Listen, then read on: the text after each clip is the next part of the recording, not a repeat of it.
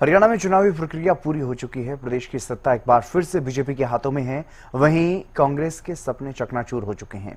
हरियाणा में आए विधानसभा चुनाव के नतीजों को लेकर के नेताओं की बयानबाजी भी जारी है। एक रिपोर्ट आप देखिए।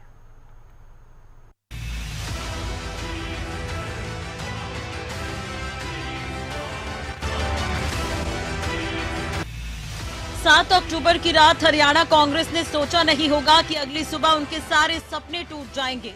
लगातार तीसरी बार हरियाणा की सत्ता उनके हाथ से निकल जाएगी और बीजेपी का कमल इतनी आसानी से हाथ को पछाड़ देगा। अंतर कम नहीं रहा, आधी से ज्यादा सीट बीजेपी कैसे ले गई, कांग्रेस देखती ही रह गई। एक दिन पहले जो हरियाणा का एग्जिट पोल कांग्रेस को पूर्ण बहुमत के साथ जिता रहा था, वह पूरी तरह से गलत साबित हो चुका है। के नेताओं को तो सबको पूरा भरोसा था, लेकिन कांग्रेस के लोग जिस प्रकार का लगातार एक झूठ बोलने का, भ्रम फैलाने का काम कर रहे थे, जनता ने कांग्रेस की बात को नकारा। भारतीय जनता पार्टी की बात को उन्होंने सराहा, स्वीकार किया। और मैं समझता हूं कि एक जनता ने एक ऐसा संदेश दिया है कि मोदी जी के जो सरकार की नीतियां हैं, मोदी जी की जो उपलब्धियां हैं, जो हमारा काम करने का तरीका है, कार्यपद्धति का, वो जनता के ऊपर असर कर रहा था। और जनता ने उसका प्रत्युत्तर में भारतीय जनता पार्टी की हरियाणा में तीसरी बार सरकार बनाई है। और ये अपने आप में एक रिकॉर्ड बना है कि हरियाणा में आज तक किसी भी पार्टी की लगातार तीसरी बार सरकार नहीं बनी थी। पहली बार भारतीय जनता पार्टी ने हरियाणा में लगातार तीसरी बार सरकार बनाई। मुद्दा ये था कि हमने जितना हरियाणा के किसान के लिए, हरियाणा के जवान के लिए, हरियाणा के पहलवान के लिए किया है, कांग्रेस तो कर ही नहीं सकती है। और ये चीज लोगों को पता है।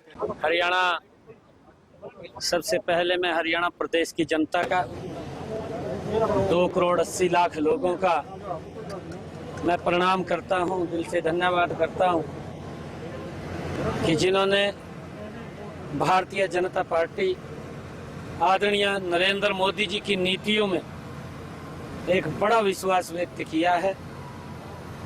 ये जीत ये हरियाणा के किसान की है, ये जीत हरियाणा के गरीब की है, ये जीत हरियाणा की महिलाओं की है और ये जीत हरियाणा के युवाओं की है, जिन्होंने इतना विश्वास व्यक्त किया है मोदी जी की नीतियों में। और मोदी जी ने जिस प्रकार से हरियाणा को संभाला है और उनके विकास कार्यों के ऊपर, ये डबल इंजन की सरकार के ऊपर तीसरी बार मोहर लगाई है, ये ऐतिहासिक है। आदरणीय प्रधानमंत्री जी के आशीर्वाद के अंदर हम तीसरी बार हरियाणा में सफल हुए हैं। मैं आदरणीय प्रधानमंत्री जी का भी दिल से धन्यवाद करता हूं। हरियाणा के लाखों भारतीय जनता पार्टी के कार्यकर्ताओं का, जिनकी कड़ी मेहनत, जिन्होंने पसीना बहा करके आज ये ऐतिहासिक विजय दिलाई है, मैं उन सब कार्यकर्ताओं का भी दिल से धन्यवाद करता हूं। ये भारतीय जनता पार्टी की नीतियों की जीत है। मनोहर लाल जी जिस गति से देश को आगे लेके जाना चाहते हैं और जो कुछ उन्होंने किया है, ये उसकी जीत है। देखिए, हम जीत गए, हमें सबने समर्थन किया। मुख्यमंत्री बनोगे, आप बहुत सीनियर हो, लगातार जीत दर्ज कर रहे हो। अगर हाईकमान बनाएगी तो इनकार नहीं करूंगा। आप अपना दावा पेश करोगे? कहना गलत नहीं होगा कि बीजेपी और कांग्रेस के बीच कांटे की टक्कर थी, लेकिन बीजेपी की इतनी आसान जीत कांग्रेस को एक के बाद एक चुनाव आयोग पर सवाल उठाने पर मजबूर कर रही है। और हो भी यही रहा है। कांग्रेस ने चुनाव आयोग पर सवाल उठाना शुरू कर दिया है। कांग्रेस नेता जयराम रमेश ने कहा कि ये नतीजे उन्हें स्वीकार नहीं है। साथ ही ये भी कहा कि ये तंत्र की जीत है और लोकतंत्र की हार है। जयराम रमेश ने चुनावी नतीजों को अप्रत्याशित और आश्चर्यजनक बताया है। हरियाणा के संदर्भ में हमने चुनाव आयोग से आज दोपहर से लगातार शिकायत कर रहे हैं। उनसे जवाब भी आया है, उस जवाब का जवाब भी मैं दे रहा हूं। और उसके बाद भी 3 या 4 जिलों से बड़े गंभीर शिकायत आए हैं। वो सब कल या परसों हम चुनाव आयोग के सामने पेश करेंगे। पर मैं फिर से दोहराना चाहता हूं, हरियाणा के चुनाव के नतीजे अप्रत्याशित हैं, आश्चर्यजनक हैं और इसको हम स्वीकार नहीं कर सकते। क्योंकि ये लोकतंत्र की हार हुई है और तंत्र की जीत हुई है। वहीं पूर्व मुख्यमंत्री भूपेंद्र सिंह हुड्डा ने नतीजों को गलत बताते हुए कहा कि हम जांच करेंगे, क्योंकि बहुत सी सीटों पर हार का मार्जिन काफी कम है। हुड्डा ने नतीजों को चौंका देने वाला बताया।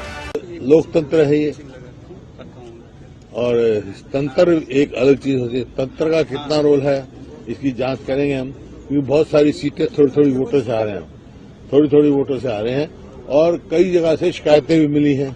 कहीं बैटरी की शिकायत मिली है, कोई मिली है, और जिस प्रकार से लोडिंग हुई है, मतलब डिले वो हुई है, उसके हिसाब से भी है। लेकिन नहीं आओ, वो हमारे जो है AICC वाले इलेक्शन कमीशन मिलेंगे, सारी बात कहेंगे, लेकिन इसमें कोई दो राय नहीं, आश्चर्यचकित हुई।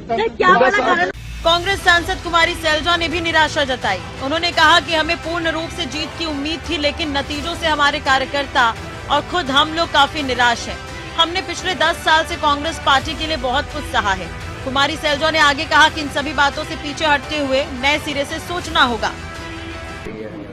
निराशाजनक है नतीजे। हम सुबह तक हमें पूरी उम्मीद थी।